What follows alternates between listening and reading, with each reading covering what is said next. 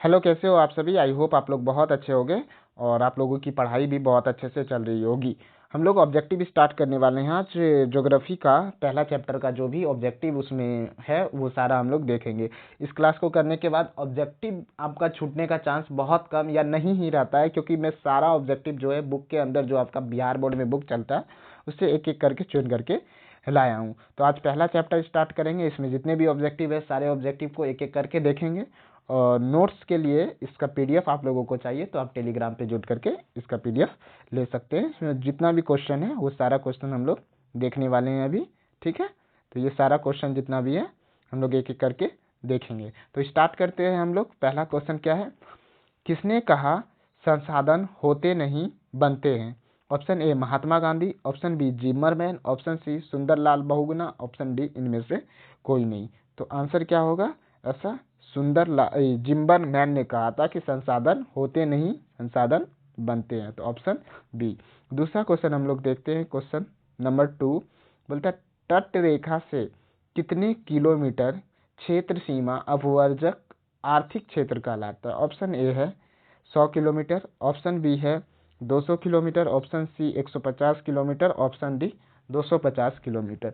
तो 200 किलोमीटर मतलब तट रेखा से जो है 200 किलोमीटर के दूर में समुद्र में जितना भी मतलब एरिया को 200 किलोमीटर तक के एरिया को हम लोग क्या नाम दिए हैं? अपवर्जक आर्थिक क्षेत्र। तो ऑप्शन बी यहाँ पे इसका आंसर हो जाएगा। नेक्स्ट क्वेश्चन यानी क्वेश्चन नंबर 3 हम लोग देखेंगे क्या है। समुद्री क्षेत्र में राजनीतिक सीमा के कितनी किलोमीटर क्षेत्र तक राष्ट्रीय संपदा निहित है? ऑप्शन ए है 10.2 नॉटिकल माइल्स। ये नॉटिकल माइल्स इसको पढ़ेंगे, नैनोमीटर नहीं। एक नॉटिकल माइल बराबर क्या होता है? 1.85 किलोमीटर होता है। क्या होता है? एक नॉटिकल माइल बराबर 1.85 किलोमीटर। ठीक है, इसको नैनोमीटर नहीं पढ़ना है। ये भी पूछा जा सकता है आप लोगों से कि एक नॉटिकल माइल्स में कितना किलोमीटर हो सकता है, तो 1.85 किलोमीटर। तो हाँ, क्वेश्चन पे आते हैं हम लोग। क्वेश्चन क्या था कि इसका समुद्री क्षेत्र में राजनीतिक सीमा के कितने किलोमीटर क्षेत्र तक राष्ट्रीय संपदा निहित है? तो 10.2 nautical miles, option B 5.5 nautical miles, option C 12 nautical miles और ऑप्शन डी 9.2 नॉटिकल माइल्स। तो इसका आंसर क्या हो जाएगा? 12 nautical miles, option C. Next question हम लोग देखते हैं। Question number 4। क्वेश्चन नंबर 4 क्या है, हमारे पास पेट भरने के लिए बहुत कुछ है लेकिन पेटी भरने के लिए नहीं, यह कथन किसका है? ऑप्शन ए है Medha Patkar, option B Sunderlal Bahuguna, option C Mahatma Gandhi और ऑप्शन डी जिमरमैन। तो ये कौन बोला था? ये कथन महात्मा गांधी का है। तो ऑप्शन सी इसका आंसर हो जाएगा कि हमारे पास पेट भरने के लिए बहुत कुछ है, पेटी भरने के लिए कुछ नहीं। ठीक है, नेक्स्ट क्वेश्चन हम लोग देखते हैं। क्वेश्चन नंबर 5, नर्मदा बचाओ अभियान किनका था? ऑप्शन ए है मेधा पाटेकर, ऑप्शन बी है महात्मा गांधी, ऑप्शन सी महात्मा गांधी, यहाँ मिस प्रिंट हो गया है, खैर कोई बात नहीं है, ऑप्शन डी है सुंदरलाल बहुगुणा। तो इसका आंसर क्या हो जाएगा? मेधा पाटेकर। कौन बोला नर्मदा बचाओ अभियान किनका था? मेधा पाटेकर का। ठीक है, क्योंकि सुंदरलाल बहुगुणा का तो था नहीं, महात्मा गांधी का भी नहीं था, तो आंसर ए हो जाएगा मेधा पाटेकर। नेक्स्ट क्वेश्चन, 6ठा नंबर क्वेश्चन हम लोग देखेंगे।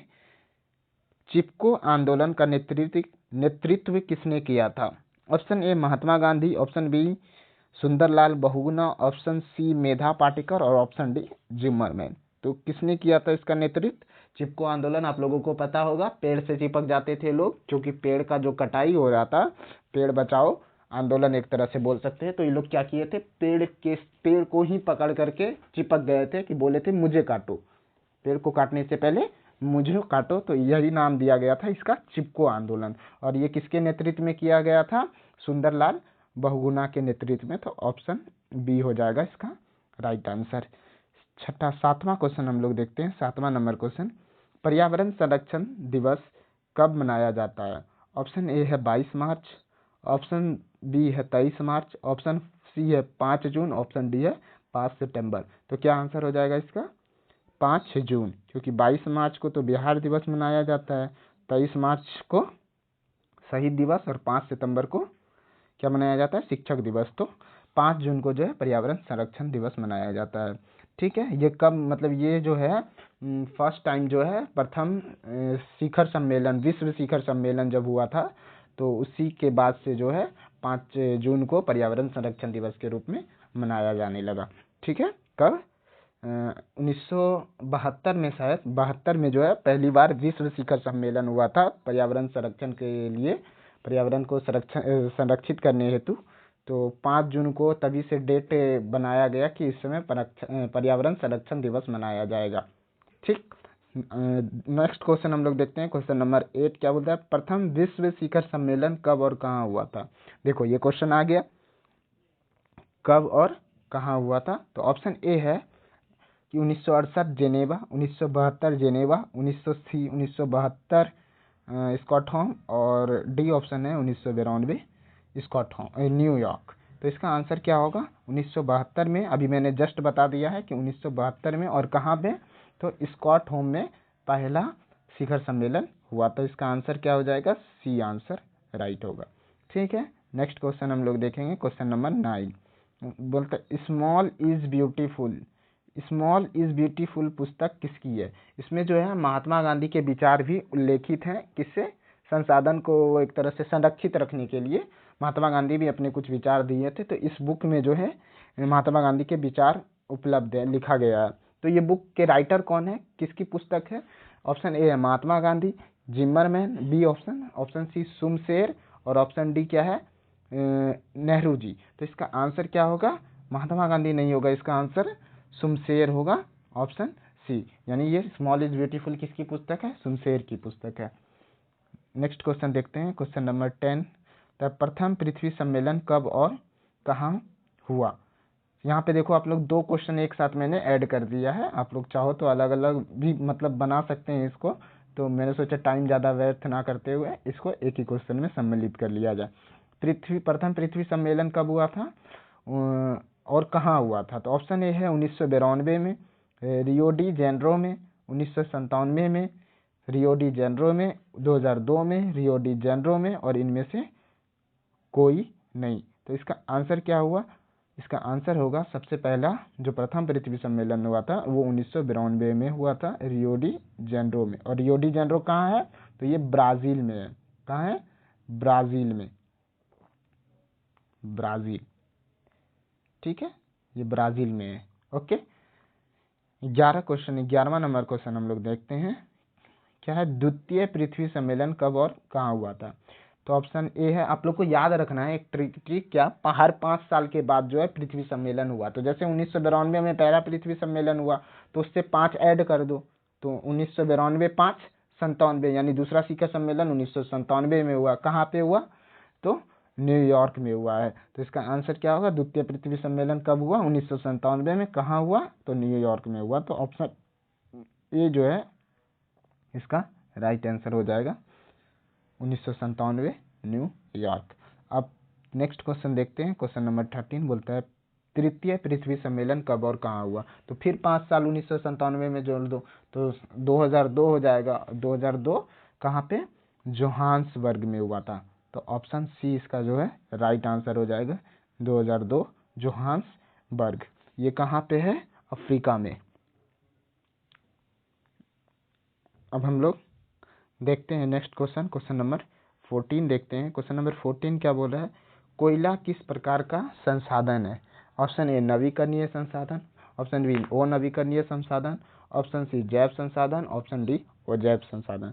तो कोयला एक बार अगर हम जला दिए तो वो तुरंत नहीं मिलता है, बहुत टाइम के बाद मिलता है, यानी करोड़ों वर्ष लग जाते हैं, मिलियंस ऑफ ईयर लग जाते हैं कोयला को बनने में। तो इसलिए ये कैसा संसाधन है, ये अनवीकरणीय संसाधन है। जिसको भी ये नहीं पता है कि जैव संसाधन क्या होता है और जैव संसाधन क्या होता है, वो पहला लेक्चर या नवीकरणीय या अनवीकरणीय संभाव्य संसाधन, तो वो मेरा पहला लेक्चर देख सकते हैं जाकर के, ज्योग्राफी का पहला क्लास। उसमें मैं सारा थ्योरी पोर्शन जितना भी है उसको कवर कराया हूँ। उससे जो भी क्वेश्चन बनते हैं, चाहे किसी टाइप के क्वेश्चन बने, वो सारा क्वेश्चन आप लोगों से सॉल्व हो जाएगा। तो अगर कोई देखना चाहता है तो वो देख सकते हैं जा करके। ठीक है, तो इसका आंसर क्या होगा, अनवीकरणीय संसाधन, ऑप्शन बी, ऑप्शन बी, यानी कोयला अनवीकरणीय संसाधन है, यानी पुनः उसे प्राप्त नहीं किया जा सकता है। नेक्स्ट क्वेश्चन देखते हैं, क्वेश्चन नंबर 15 है, सौर ऊर्जा निम्नलिखित में से कौन सा संसाधन है? मानवकृत, सूर्य को मानवकृत तो नहीं है, पुनः पूर्ति योग्य, अजैव या अचक्रीय। तो ये पुनः पूर्ति योग्य, यानी कि इसे पुनः प्राप्त किया जा सकता है। आज सनसेट हुआ तो दूसरे दिन सनराइज भी होगा, यानी कि अगर सूर्य आज डूब गया तो कल उदय भी होगा, सूर्योदय भी होगा। तो ये क्या है? पुनः पूर्ति योग्य, यानी कि सूर्य का जो ऊर्जा है उसे पुनः प्राप्त किया जा सकता है।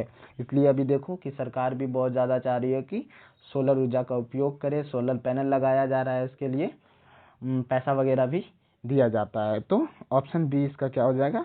Right answer.